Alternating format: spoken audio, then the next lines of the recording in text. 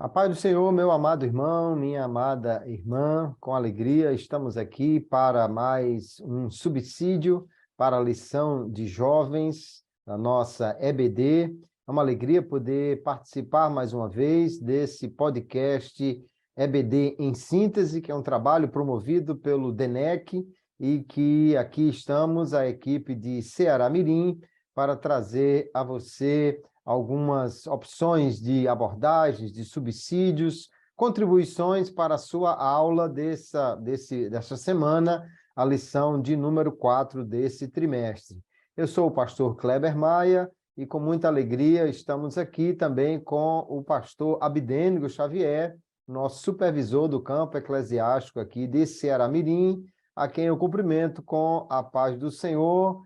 E aqui, pastor Abdênigo, agora sua palavra inicial para os nossos professores e alunos desta abençoada turma de jovens. Pastor Kleber, paz do Senhor, sempre uma alegria poder desfrutar deste momento de aprendizado, da transmissão também de experiências e poder contribuir com esse grupo de professores à frente de uma missão tão nobre que é esta, ensinar a palavra de Deus. Nossa expectativa é que ao final desse podcast possamos ter deixado alguma contribuição para uma aula melhor. Se tivermos alcançado esse objetivo, nos daremos por satisfeitos, até porque o assunto que estamos abordando é de vital importância para a igreja, para a sua sobrevivência, né? Então, vamos em frente, porque o assunto é muito gostoso e certamente vamos estar aprendendo juntos, uns com os outros. É verdade, pastor. Nós estamos nesse trimestre estudando aí sobre o tema Separados para Deus, né? Buscando a santificação, é o grande tema do trimestre. E essa lição de número 4, que será estudada no próximo domingo, tem o título A Santificação e a Palavra de Deus. Como a palavra do Senhor, a Bíblia Sagrada, é esse elemento, esse agente de Deus para transformar vidas, para a santificação do seu povo. É muito importante a gente entender que a palavra de Deus, ela é considerada um meio da graça, não é? Que é uma expressão que na teologia se usa para falar de um canal que Deus usa como influência do Espírito Santo sobre as pessoas, que possa conceder-lhes, então, a graça de Deus, por isso chamada meio da graça. É uma atividade que o Espírito Santo vai utilizar e que vai trazer à alma humana, ao coração humano, subsídio necessário para essa santificação. E um dos meios mais importantes da graça, chamado de um meio particular, é a palavra de Deus, como também a oração é um meio pelo qual Deus vai trabalhar no coração do homem, e um dos aspectos importantes dessa ação é exatamente a santificação que ela vai promover.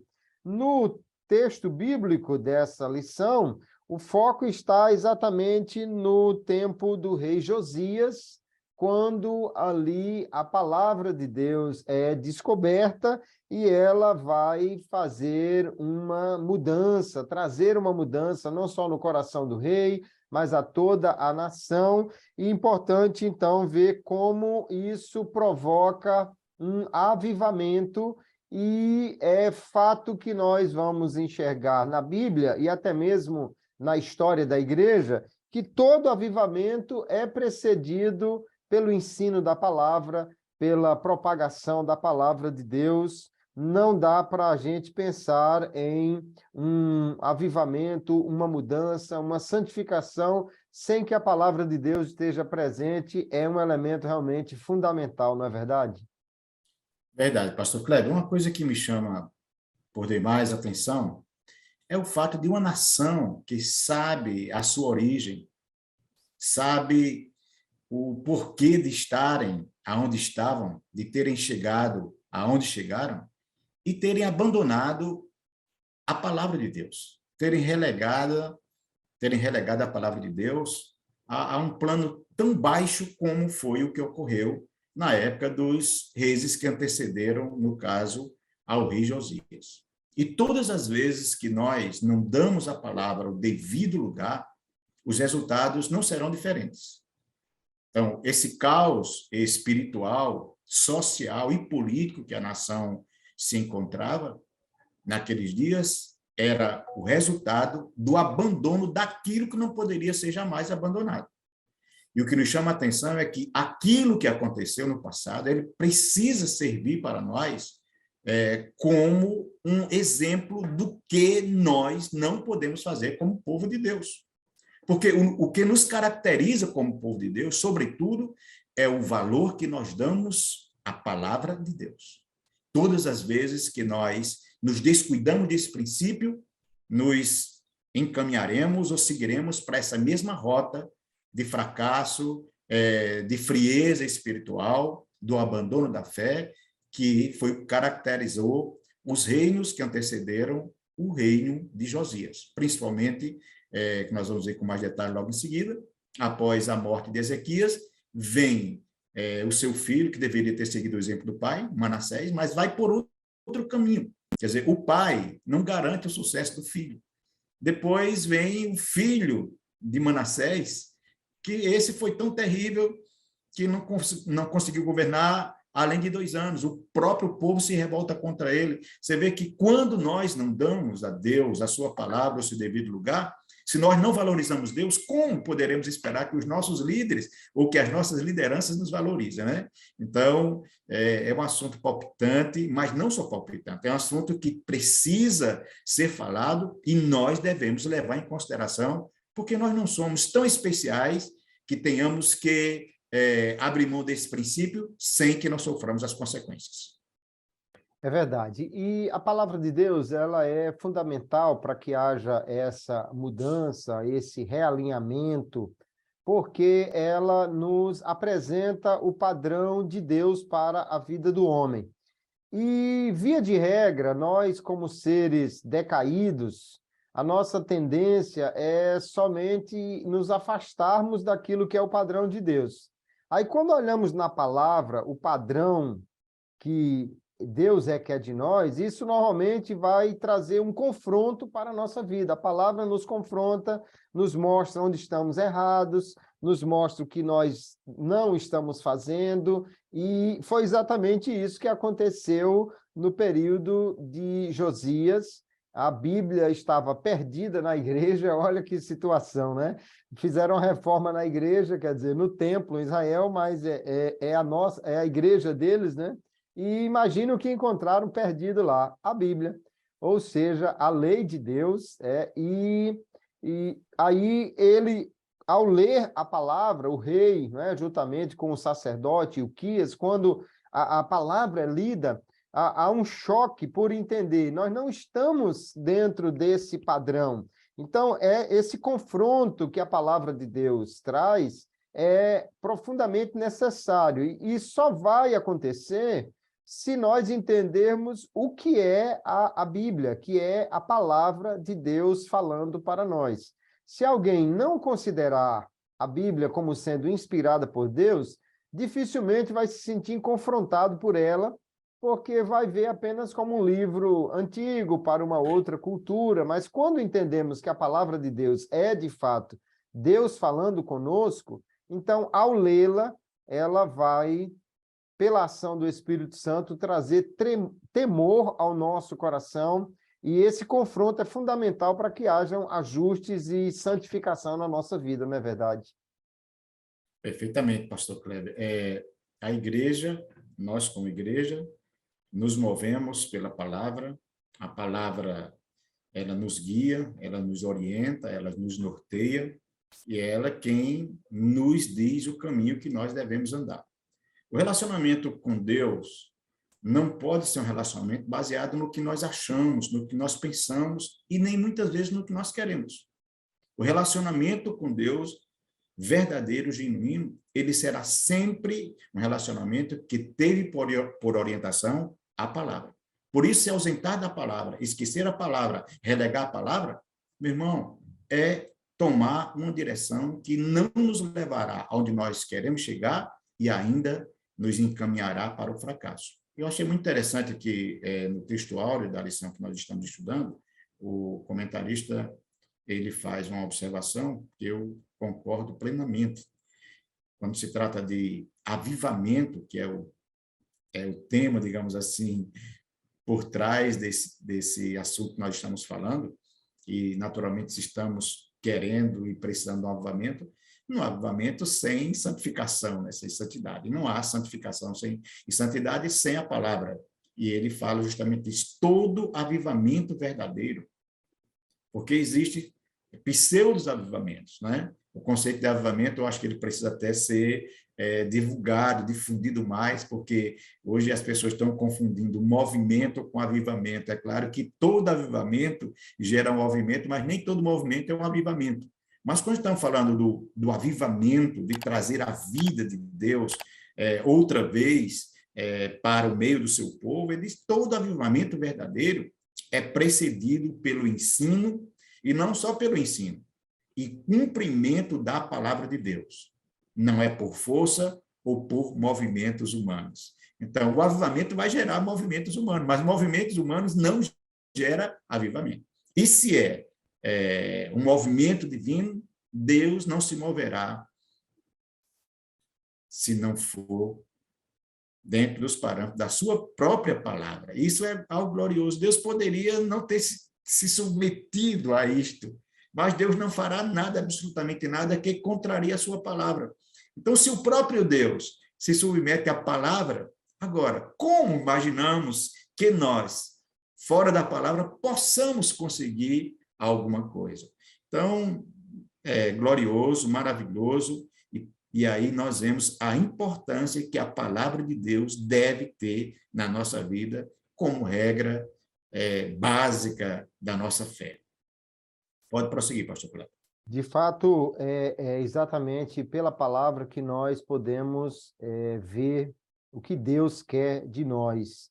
E quando o rei, diz o texto aqui, ele ouviu a palavra sendo lida pelo escrivão, ele rasgou as suas vestes num sinal de arrependimento. Quando a Bíblia é lida como palavra de Deus, quando ela é lida como sendo um manual para a nossa vida, porque alguém pode ler a Bíblia de maneira completamente descomprometida, ler por ler. Às vezes alguém até faz aquela leitura contínua, mas não lê querendo dali tirar realmente lições para a sua vida. Essa leitura descomprometida não trará necessariamente o resultado, porque nós precisamos ler a palavra de Deus do mesmo jeito que o rapaz ou a moça lê aquela mensagem que uma pessoa que ela ama mandou para ela, né? Eu duvido que o celular fez aquele bip, alguém olhou, eita, foi a namorada, o namorado, ou o interessado ou a interessada que mandou a mensagem. Duvido que alguém que realmente esteja interessado naquela pessoa leia isso de forma totalmente desinteressada, né? Vai ler com atenção, vai ler querendo dali tirar realmente uma mensagem para o seu coração. E quando lemos a palavra de Deus assim, então ela vai aí de fato trazer mudança, contrição, arrependimento, e foi isso que aconteceu com o rei, inclusive sabendo quais seriam os resultados de não cumprir a palavra de Deus. Possivelmente aquela Bíblia que foi encontrada, né, aquela parte das Escrituras devia ser um rolo do livro de Deuteronômio, que aí não só apresentava as bênçãos, mas também as maldições em não se cumprir a lei, e a palavra de Deus ela é extremamente necessária para nós vivermos de acordo com aquilo que Deus tem para nós. Eu gosto do texto de 1 Pedro, capítulo 1, verso 22, quando Pedro diz assim: purificando as nossas almas na obediência à verdade, para o amor fraternal não fingido, amai-vos ardentemente uns aos outros com o coração puro, sendo de novo gerados não de semente corruptível, mas da incorruptível pela palavra de Deus, viva e que permanece para sempre. Então, Pedro diz que nós somos gerados pela palavra, mas que purificamos também a nossa alma a obedecer à verdade. Esse desejo de obedecer vem de um coração quebrantado, contrito. Se aconteceu com Josias, o rei, lendo a Bíblia, deve acontecer também com cada jovem, com cada crente, ao ler a palavra de Deus. Temos que ler realmente com esse interesse, não é? Porque só essa leitura comprometida vai trazer mudança ao coração. Pastor Kleber, uma coisa, entre outras que me chamou a atenção, é a importância das pessoas que nos cercam. Se você tem propósitos mais elevados de servir a Deus, é importante que você escolha estar perto de pessoas que têm os mesmos propósitos que você tem. Porque a gente observa o seguinte, o avô de Josias, que foi Manassés, começou a reinar aos 12 anos. Mas eu não sei de quem foi que ele se acercou, mas não foi de pessoas boas. Porque ele vai na contramão de tudo aquilo que o seu pai havia vivido e provoca um dos maiores caos espiritual, político na história de Israel. 12 anos. Depois, o seu filho Amon começa a reinar aos 22 anos. E a Bíblia diz que, de igual sorte, ele fez o que parecia mal aos olhos do Senhor. De repente, aonde um homem fracassa, uma criança tem êxito.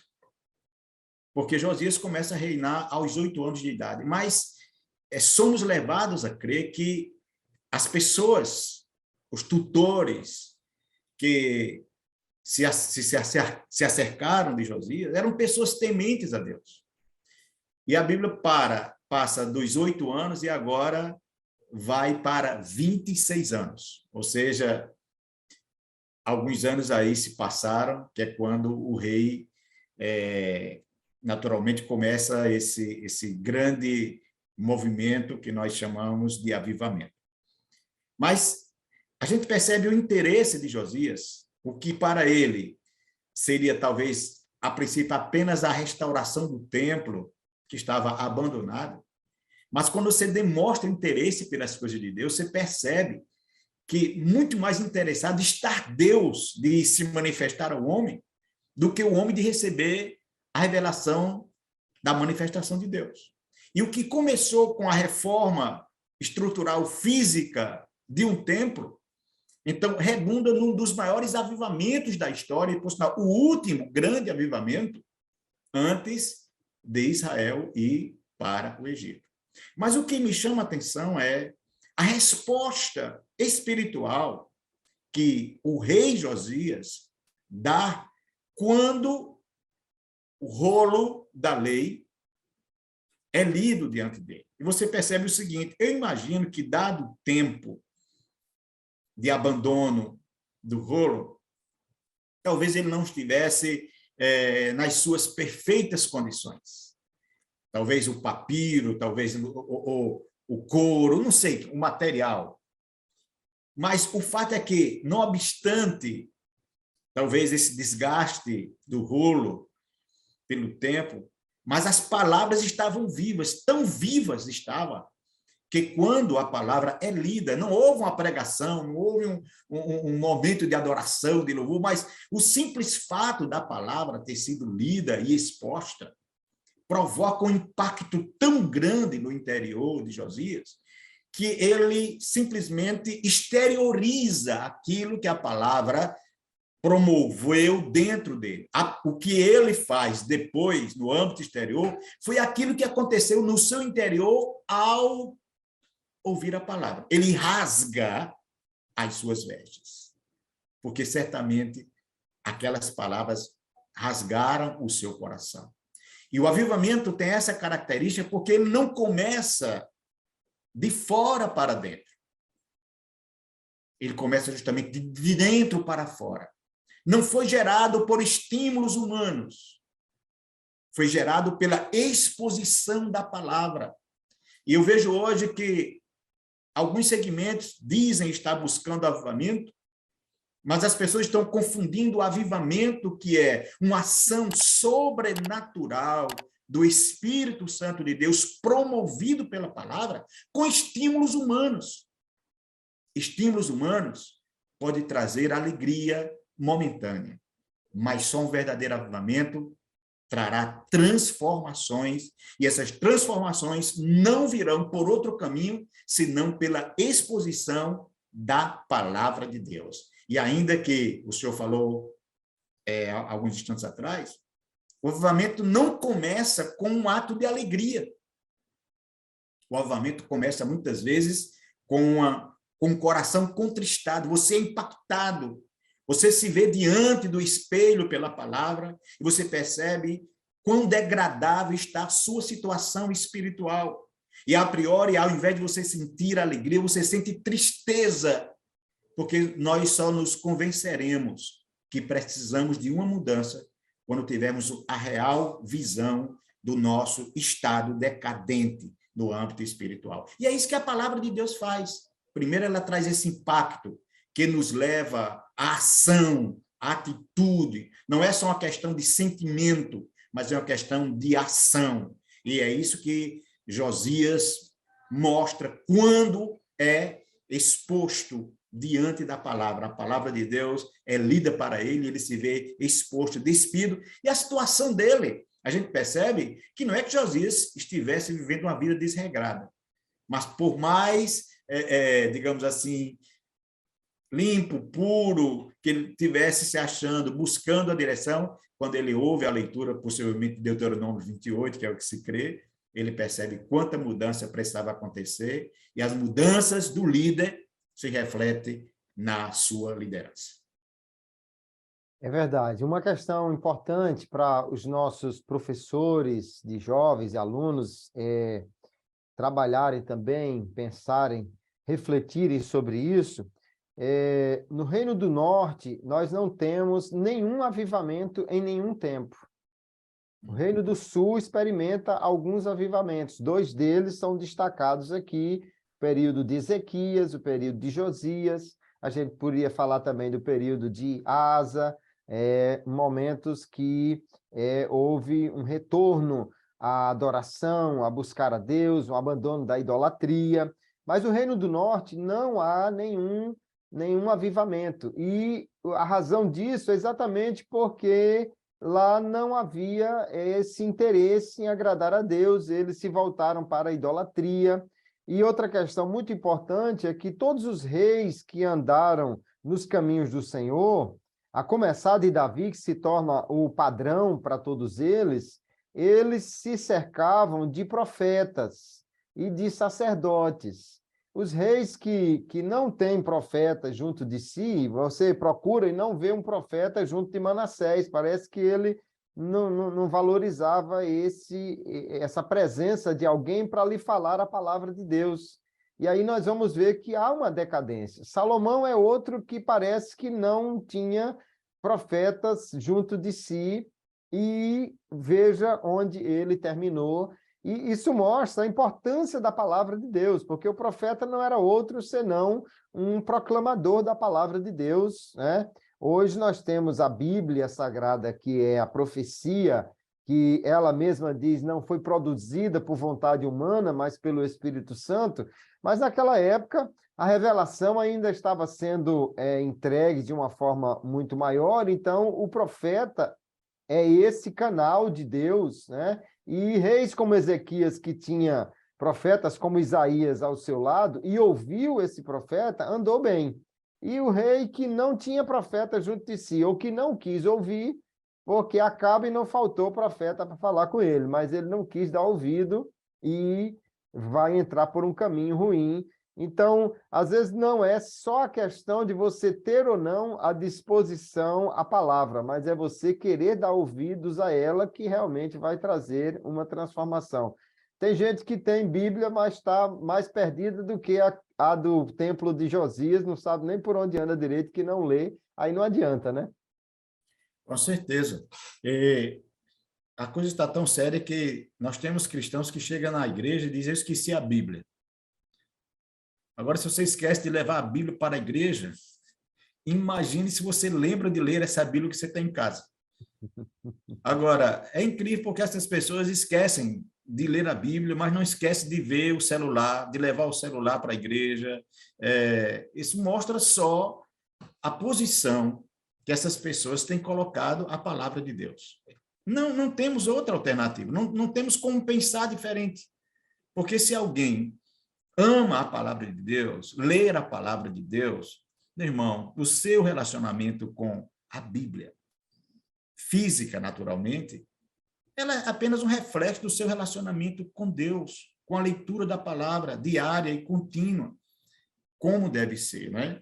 E é interessante porque esse relacionamento com a palavra, ele é tremendo porque ele nos desperta, ele nos encoraja, e há uma coisa assim, tal como alguém que come doce, sente imediatamente a necessidade de tomar água, um homem que lê a Bíblia, é impossível que ele não sinta de imediato a necessidade de orar. É impossível você ler a Bíblia com a sua alma, porque quando lemos a palavra, naturalmente Deus está falando conosco. E quando Deus fala conosco, o nosso desejo também é falar com Ele. Então, a Bíblia é Deus falando conosco, a oração somos nós falando com Ele. E é isso que a gente vê nesse relacionamento, quando o texto é exposto, automaticamente sente-se a necessidade de se buscar o Senhor. E o caminho, como você bem falou, pastor Cléber, naquela época, era os profetas. Bem, vamos ouvir o que Deus especificamente tem. Nós queremos ouvir a voz de Deus para o nosso tempo, para o que está por vir.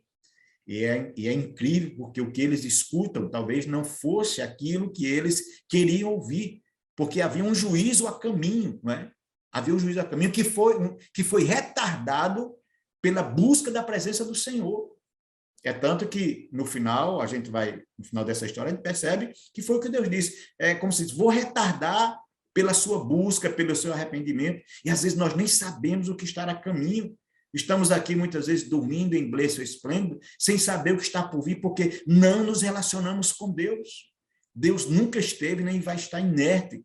Aos nossos olhos as coisas podem estar paradas, mas no âmbito espiritual elas estão caminhando numa velocidade que muitas vezes nos falta expressão para dizer. Então, o que estava para vir era um rolo compressor que ia arrasar aquela cidade, levar aquelas pessoas para longe. E por causa dessa busca pela santidade, que a gente vai ver um pouquinho mais à frente, aquele juízo não deixou de vir, porque o povo, logo após a morte de Josias, voltam às mesmas práticas. Mas enquanto o Senhor foi buscado, enquanto o Senhor ocupou o lugar que é dele, aquele juízo foi retardado. Então, meus irmãos, queridos professores, como é importante, eu estimulo vocês a falarem para os seus alunos da necessidade que temos realmente de voltar à palavra, de ler a palavra, de dar à palavra o lugar que lhe é devido, porque se assim não fizer, só Deus sabe o que nos aguarda, né? No final aqui desse tópico, eu achei muito interessante, porque o escritor diz, a Bíblia é como um espelho, ela mostra a realidade de cada pessoa diante de Deus. Quando alguém busca ler e obedecer a palavra com reverência, ela provoca mudanças. Josias tinha dado o primeiro passo, o reconhecimento da situação real em que se encontrava o povo de Deus. Talvez a Bíblia vá lhe mostrar coisas que você não gostaria de ver, mas você vai descobrir que era essencial. Porque o fato de escondermos o problema não significa dizer que ele não existe. Mas é lindo porque a Bíblia nos mostra o problema, mas também nos mostra alternativas, como poderemos resolver o problema. Pastor Kleber. Quando lemos com esse devido cuidado, né, então a Bíblia vai trazer ao coração a necessidade de mudanças. Foi o que aconteceu com Josias, e aí nós vemos aqui qual o resultado desse retorno à palavra de Deus.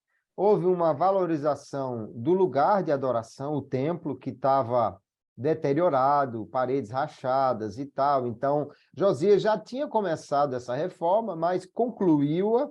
Depois ele eliminou elementos de idolatria, porque Manassés tinha deixado lá uma série de elementos que não deveriam estar ali, mas, estranhamente, Josias, e antes o pai dele, durante 2 anos, e Josias agora já há alguns anos como rei, mas não tinha tido o cuidado de tirar os postes ídolos, os ídolos que Manassés havia colocado lá.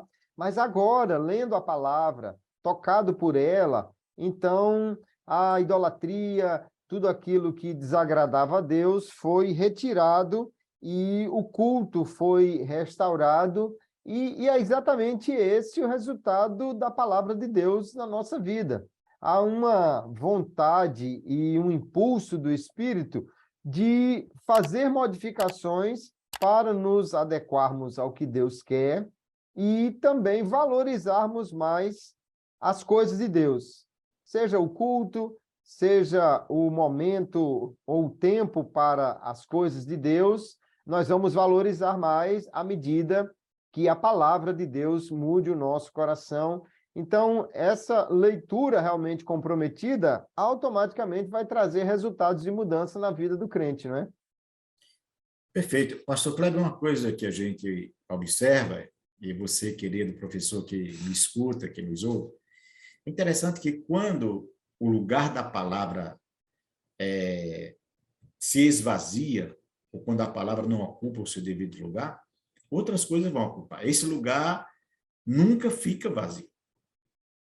Então, a gente percebe que a ausência da palavra, ela provocou, digamos assim, um enchimento com outras coisas, um preenchimento com outras coisas. E torna-se, a gente lê assim com mais atenção e percebe, meu Deus, como pode o povo ter chegado a esse nível que aquele lugar que havia sido construído como um centro de adoração, onde em tempos atrás Deus havia manifestado a sua glória no dia dessa inauguração, tal qual ninguém podia entrar, ninguém podia sair. Como esse lugar agora está num estado de deteriorização tão grande, paredes rachadas, e como se não bastasse, coisas estranhas ao culto, à adoração, haviam ocupado aquele lugar e as pessoas não haviam percebido, não haviam dado a devida atenção.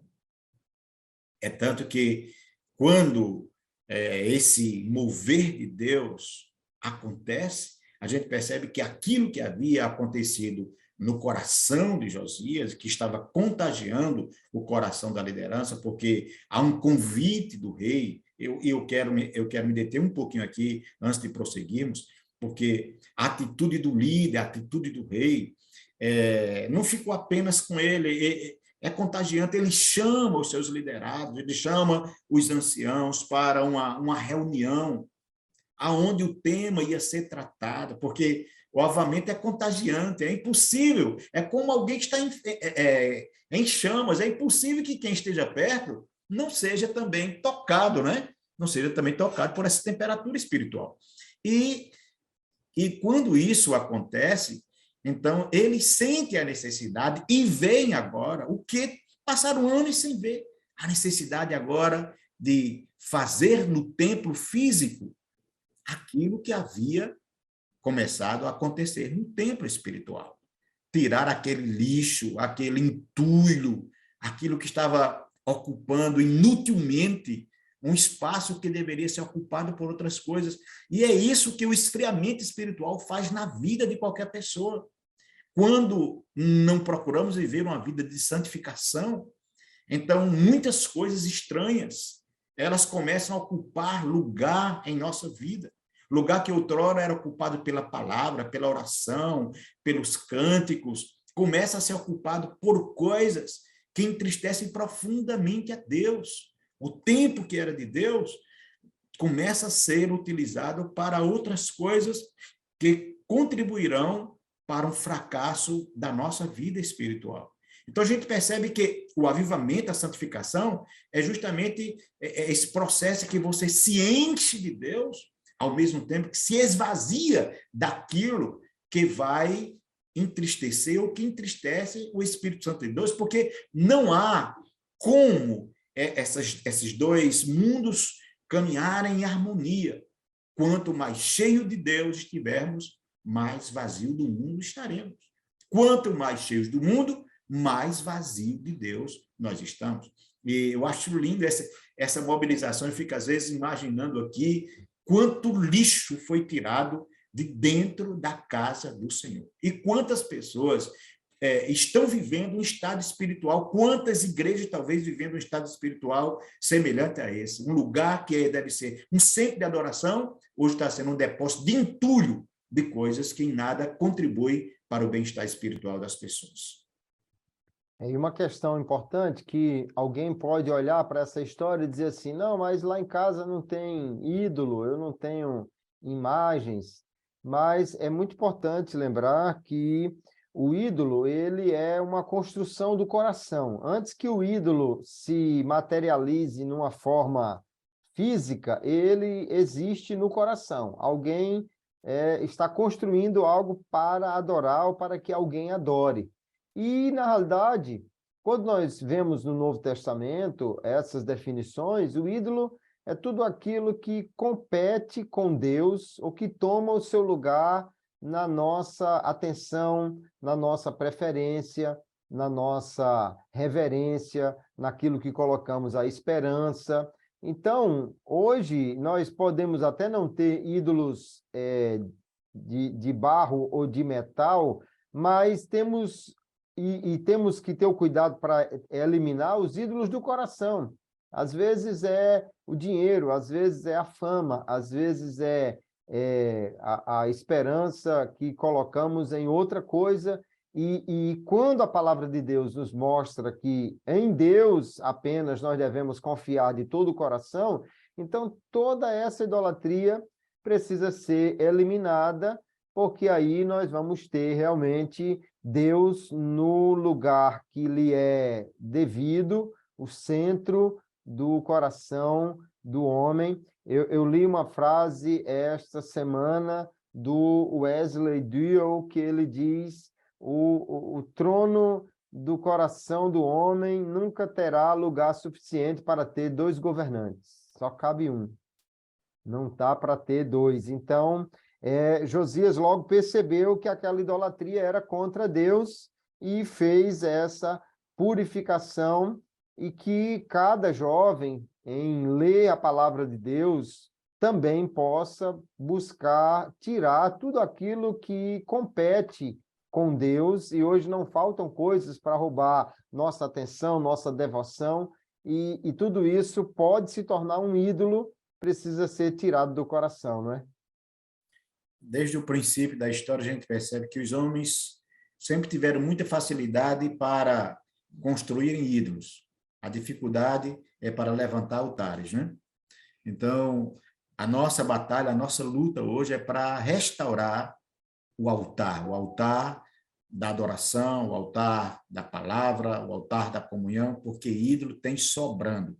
Inclusive ídolos gospel, inclusive são os mais diversos possíveis hoje, né? Ainda dentro dessa visão, pastor Kleber e querido professor que me escuta, a gente observa que esse processo do avivamento é uma construção. Nenhum processo de avivamento ele começa numa expressão maior. Geralmente ele começa como esse de Josias, porque esse de Josias começa com um rei que é inflamado ao ouvir a leitura do rolo. E, por conseguinte, após ser inflamado, ele chama os seus líderes, sua liderança que está mais próximo, e consegue inflamar essa liderança. E, de repente, essa liderança inflamada vão ao templo e começa a fazer, como falei, a limpeza do lixo visível externo, porque o lixo espiritual parece que já havia sido tirado. E quando a gente pensa que a coisa vai ficar restrita àquele ambiente, você percebe que começa a se espalhar pela capital, por Jerusalém. E quando a gente acha que já chegou no topo, você percebe que esse avivamento vai numa crescente ao ponto de alcançar todo o território de Judá e ainda partes do Reino Norte. É algo extraordinário, algo glorioso. E por que eu falo isso? Porque muitas vezes nós estamos esperando que o avivamento ele comece, talvez, na nação como um todo, ou na igreja como um todo, e às vezes ficamos esperando que algo surja de um lugar, quando Deus está me dizendo, está lhe dizendo, que a transformação, o avivamento que nós estamos esperando, pode começar na escola bíblica, na sala de aula que eu ministro. Pode começar no conjunto que eu estou regendo. Pode começar na minha casa. Porque um grande incêndio, muitas vezes, começa apenas com um fósforo que foi aceso. E um fósforo aceso pode consumir toda uma floresta. Mas esse fogo precisa ser aceso.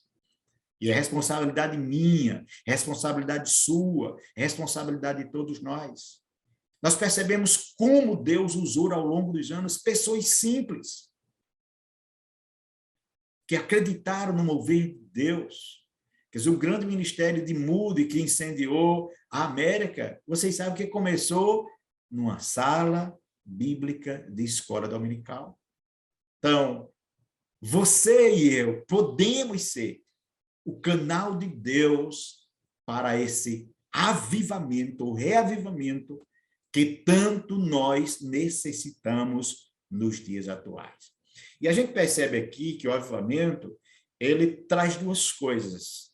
Ele traz a santificação, a purificação, o levantar das pessoas, mas também ele vai fazer com que pessoas que estão, muitas vezes, ilegalmente onde deveria estar, ocupando posições que não têm qualificação para isso, seja destituído. Porque a gente percebe que Josias destituiu os sacerdotes que os reis de Judá estabeleceram para incensarem sobre os altos. Quer dizer, na época de Josias, o que estava havendo não era falta de sacerdotes. Havia sacerdotes, mas eram homens desqualificados para a função que Deus realmente precisava, até porque a vertente deles era outra. Então, esse processo de avivamento é um processo que traz vida, sim, mas traz também a destituição, o desmoronamento de figuras que muitas vezes estão ocupando funções, mas que não têm as qualificações devidas para assim o fazer. O avivamento não é uma coisa que nós controlamos para que aconteça apenas aquilo que nós queremos que aconteça. O avivamento é um movimento de Deus que acontece aquilo que Deus quer que aconteça, porque não é o homem que controla o avivamento. Assim como não é o homem que pode determinar quando o avivamento vai começar. Eu tenho dito que homem nenhum gera avivamento, igreja nenhuma gera avivamento, mas a igreja pavimenta o caminho para que o avivamento possa chegar. E esse caminho é pavimentado pela volta à palavra, pela volta à oração, que promoverá santificação, e a santificação abre o caminho para que haja uma manifestação, uma forma mais expressiva da presença de Deus. Perfeitamente. E no caso de Josias, além das questões de purificação, houve também um retorno ao cumprimento da adoração a Deus, das festas, especialmente aqui da Páscoa, né, que não estava sendo feita como devia. Foi uma ordenança de Deus. Antes mesmo de Israel sair do Egito, foi dito que eles deveriam fazer a Páscoa e deveriam manter esta festa todos os anos. E no deserto eles fizeram, porém, depois que chegaram em Canaã, houve um arrefecimento dessa lembrança. E a Páscoa é muito importante porque a Páscoa era para eles a lembrança do livramento que Deus fez quando os tirou do Egito. Era a lembrança do poder de Deus em subjugar todos os deuses do Egito e tirá-los de lá com um braço forte. Era a lembrança de uma vida de sofrimento que agora foi transformada numa vida muito melhor. pelo poder de Deus, e esse tipo de lembrança, para nós, como igreja do Senhor, essa lembrança vai apontar necessariamente para Cristo, a mudança que ele faz em nossa vida quando nós cremos nele, porque Cristo é, como Paulo diz, a nossa Páscoa, aliás, na Páscoa nós lembramos da morte e ressurreição de Jesus. Há uma coincidência do calendário, mas os motivos são outros da nossa Páscoa para a Páscoa judaica, né? E eu acho interessante que a gente nunca esqueça daquilo que o Senhor fez por nós e lembremos dos grandes eventos também. Eu acho que a igreja brasileira, especialmente, talvez por causa de uma oposição que havia muito grande por parte do catolicismo, por exemplo, então a igreja distanciou-se de tudo aquilo que era mais aproximado com a teologia católica, mas, no meu ver, a gente não tem que entender que as festas, né, o calendário de lembranças de festas cristãs, ele não tem nada a ver com o catolicismo, e sim com aquilo que Deus fez na história. Então, dia da ressurreição de Jesus deve ser uma grande festa. Dia do Pentecostes deve ser uma grande festa. Às vezes a gente faz uma festa muito grande com o aniversário do conjunto e esquece de fazer uma festa na ceia, esquece de fazer uma festa no dia da ressurreição de Jesus, no dia do Pentecostes. Mas uma coisa que Josias fez foi retomar esses momentos de lembrança na Páscoa, de adoração, e eu vejo que o avivamento sempre vai gerar uma adoração maior e que essas lembranças do que Deus fez são muito importantes também para a vida do crente, não é verdade, pastor? Verdade. Uma das características do distanciamento de Deus é o esquecimento daquilo que Deus fez. Porque a Páscoa rememora isso.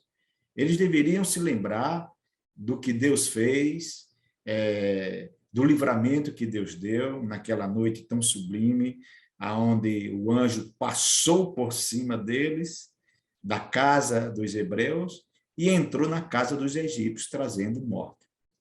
E é incrível que um cerimonial como esse, que foi ordenado, que eles deveriam celebrar e contar a história, porque o homem tem uma característica, uma capacidade incrível para esquecer daquilo que deveria lembrar, e muitas vezes de lembrar daquilo que deveria esquecer. Então, a gente percebe que esse distanciamento de Deus, naturalmente, culminou com o esquecimento daquilo que Deus havia feito, para que eles pudessem estar onde estavam. E Josias, naturalmente, quando despertado pela palavra, ele recobra esse sentido. E a gente percebe que aquilo que havia começado com a leitura do livro termina, ou continua, ou gera um trabalho tão grandioso que a Bíblia diz que foi a maior Páscoa que houve, então, na história, né? Desde depois que saíram do Egito. E quando diz que foi a maior, eu entendo também, não é só na quantidade de pessoas, mas, sobretudo, também porque a memória espiritual do povo foi recobrada. O povo voltou a lembrar que aquilo que eles eram era porque Deus havia feito. Então, quando nós estávamos falando aí hoje, nós não celebramos a Páscoa, mas celebramos a Santa Ceia. E o que era a Santa Ceia? Senão rememorar a morte, o sacrifício vicário de Cristo e as promessas que ele fez. Então, nós não podemos, como muito bem falou o senhor pastor Cléber, perder essa consciência daquilo que Deus tem feito, porque a gratidão vai sempre nos impulsionar à adoração, ao louvor. Se muitas vezes nós achamos que não temos motivo para agradecer pelo que está acontecendo, mas sempre teremos motivo para agradecer pelo que aconteceu. e por aquilo que ainda vai acontecer. Porque nós estamos numa fase transitória. Nós nem somos o que éramos e ainda não somos o que iremos ser. Então, nós, como cristãos, temos motivo de sobra para estar com o coração alegre, aquecido, agradecido e procurarmos viver uma vida de santidade e de santificação voltados para a leitura e a obediência à palavra de Deus. Então, é algo glorioso, o assunto é por demais palpitante, o coração da gente se enche de gozo e de desejo de cada dia mais buscar ao Senhor e viver uma vida de santificação, não de aparência, não daquilo que a gente quer que as pessoas pensem que somos, mas daquilo que verdadeiramente nós somos, porque, em primeiro lugar, é o nosso relacionamento com Deus. É aquilo que somos diante de Deus e que, naturalmente, vai refletir naquilo que seremos diante das pessoas. É verdade. Uma questão muito importante sobre a Páscoa e que eu creio que vale a pena os professores de jovens destacarem é que a Páscoa ela era celebrada, né, em família, ao redor de uma mesa, com elementos que já tinham sido determinados por Deus. E Deus disse, olha, quando alguém perguntar por que que nós fazemos isso? E na tradição judaica, normalmente eles colocam a criança menor que tiver, a mais nova que tiver na mesa, para fazer essa pergunta. Por que que nós celebramos essa Páscoa? Aí é a oportunidade do pai contar o porquê, a razão. E isso é muito importante, porque hoje talvez tenham jovens que vão à igreja só porque todo mundo vai, porque vai rever os amigos, e às vezes não para refletir sobre o motivo de fazermos isso. Por que celebramos a ceia? Por que nós devemos nos lembrar do que Deus fez? Por que nós cultuamos? Qual a razão de nós fazermos o que fazemos? E isso é de suma importância para que gere realmente adoradores conscientes e não apenas pessoas que vão participar de um evento, de um momento qualquer. Então, a Páscoa, ela reportava aquilo que aconteceu e lembrava o motivo por que estava se celebrando. E eu creio que, para os nossos jovens, isso também é muito importante, que o professor destaque, lembre e incentive os jovens a procurar conhecer por que vamos ao culto, por que temos a ceia, por que celebramos isso, por que comemoramos isso, por que lembramos do que Deus fez, porque Deus quer adoradores conscientes, não é verdade? Bem, a adoração a Deus se caracteriza por esta questão, né? Você sabe a quem está adorando, por que está adorando e para que você está adorando. Senão a vida cristã perde a razão, né? O cristão é uma pessoa inteligente, é uma pessoa instruída. E outra coisa é que o nosso Deus faz questão de ser conhecido. E o cristão tem desejo de conhecer a Deus. Então, por que estamos fazendo? Para quem estamos fazendo? Então, são perguntas que precisam ser respondidas para que possamos prestar um culto razoável, né? Um culto com entendimento, para não ser como pessoas que estão adorando, não sabem o quê, por quê, nem coisas dessa natureza. Então, maravilha, e estamos agradecidos a Deus por esse tema tão importante. E ainda dentro dessa questão da Páscoa, Deus foi bem claro, né, pastor Cléber, para que as pessoas não perdessem o sentido, né? E a pergunta era quem podia participar? Da Páscoa podia participar todo mundo? Não, porque esse é um momento de intimidade do povo de Deus com Deus, né? A congregação de Israel, escravos quando circuncidados, por ter os mesmos privilégios dos hebreus, mas pessoas que não faziam parte da comunidade, que não estavam ligados de alguma forma, estrangeiros que nem sabiam a razão por que estava ali, naturalmente estava fora desse processo. Mostrando justamente isso. Um culto para Deus, nós precisamos saber a razão, por que estamos servindo, por que estamos fazendo, por que estamos adorando. É uma adoração, como foi falado, consciente. E isso é de fundamental importância. Uma última questão que tem tudo a ver com o tema da nossa lição, que é a santificação pela palavra, ao entender na leitura da lei como deveria se celebrar a Páscoa, então, naturalmente, houve todo aquele ritual de purificação, porque a Páscoa exigia uma purificação. 7 dias antes, o pai de família deveria tirar de dentro de casa tudo que fosse fermentado. Não podia ficar nenhum pão fermentado, nem nada que tivesse fermento, nada que tivesse qualquer alteração, porque a Páscoa remetia a um período de purificação. E para nós isso lembra a necessidade de santificação, né? Não temos mais nenhum tipo de contaminação com o pão de fermento, não é? Mas o fermento, no sentido que o Senhor Jesus usa de outros tipos de ideias e de influências que podem nos afastar de Deus, isso deve ser eliminado da nossa vida. Jesus disse aos discípulos para se livrar do fermento dos fariseus e de Herodes. Eles pensaram que era pão, mas não entenderam que Jesus estava falando sobre influência, não é? E isso deve ser uma necessidade sentida por cada jovem também. Se nós queremos nos purificar, precisamos eliminar influências que estejam nos conduzindo para longe de Deus e substituí-las por outras que nos conduzam para perto dele. O senhor já falou sobre a necessidade de andar com pessoas, e eu vou acrescentar a necessidade hoje de seguir, de acompanhar pessoas, porque isso é muito comum nas redes sociais, né? Mas fazer, então, dos influencers que tragam algo sobre a sua vida um motivo de buscar mais a Deus. Então, seguir e acompanhar e andar com pessoas que lhe ajudem nesse movimento de purificação. A Páscoa também lembra esse momento de purificação que é tão importante, né? Verdade, pastor Kleber. É uma coisa que eu observava é o seguinte, celebrar a Páscoa não era uma coisa fácil, né?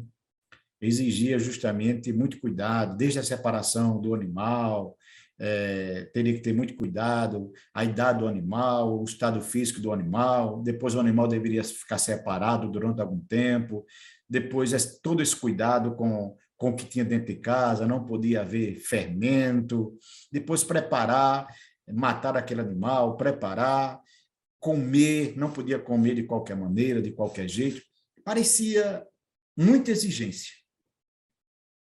Mas os resultados da primeira Páscoa justificava tudo aquilo. Porque toda aquela exigência que eles teriam que cumprir, e nada se comparava com o benefício que eles iriam receber. A santificação ela vai por esse caminho. Parece haver muita exigência, mas os benefícios que a santificação traz para a vida de qualquer pessoa superam muito todo e qualquer sacrifício, toda e qualquer renúncia que temos que fazer.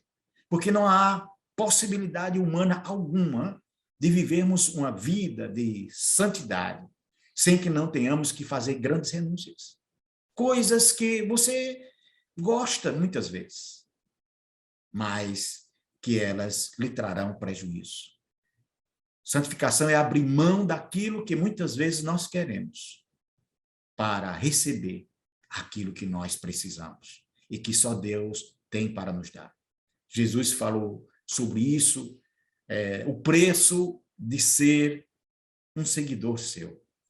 Negar-se a si mesmo, tomar a cruz de cada dia e segui-lo. Agora, Pedro disse, Senhor, nós temos deixado tudo para te seguir. Que recompensa teremos? E você percebe que a recompensa sempre superará os sacrifícios. Então, é impossível conciliarmos santidade com facilidade, mas poderemos conciliar santidade com vitória. Louvado seja o nome do Senhor. Pastor Kleber, estamos chegando aqui ao término da nossa abordagem. Eu já quero trazer aqui a minha palavra de gratidão. Muito bom. Espero poder ter contribuído de alguma forma com você, prezado professor. Obrigado, pastor Kleber, pelas suas sábias intervenções, pela condução do nosso podcast. É sempre um momento de aprendizagem estar aqui com o senhor e espero que Deus continue lhe abençoando rica e poderosamente. Um grande abraço e até o nosso próximo encontro aqui no nosso podcast EBD em Síntese. Amém. Uma alegria, pastor Abdênico, sempre um prazer estar junto com o senhor, sempre aprendendo muito também com as suas preciosas contribuições. Louvamos a Deus por esta equipe aqui de Ceará Mirim, que tem trazido essa contribuição para as lições de jovens. Deus abençoe cada professor, cada aluno, continue dando graça a toda a liderança do DENEC para continuar esse trabalho e se não houver o arrebatamento daqui até a lição de número 7, nós vamos estar de volta aí para trazer nossa contribuição, né? Deus abençoe a todos, um grande abraço, a paz do Senhor. Amém.